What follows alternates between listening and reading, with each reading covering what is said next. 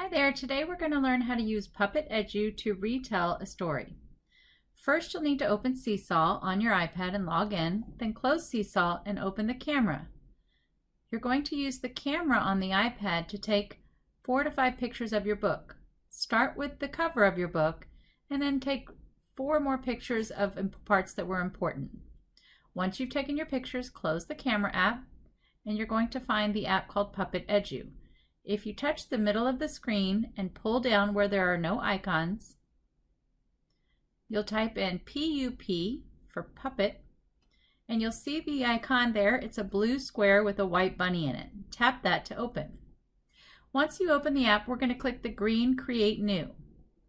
Tap the photos of your book in order to add them to your slideshow. Then click the green Next button.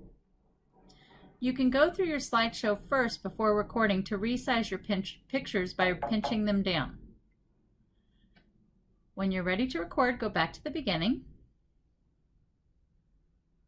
You'll hit the green button that says Start to begin your recording. When you're recording, you can touch the little magic wand in the upper left to get a pointer if you'd like to use a pointer. Then touch the book and explain the name of the book.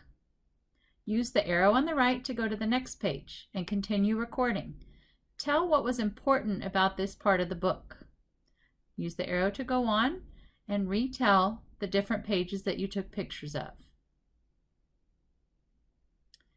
When you're done, you'll hit the red recording button to stop recording. Then click the green check to save. A box will pop up asking you where you want to save this. Let's put it on Seesaw. I'll tap the Seesaw button. Now I'll need to touch and hold this green check until the circle completes. It's going to put my video together and add it into my Seesaw, and I just need to add my name. Good luck! Can't wait to hear your thinking.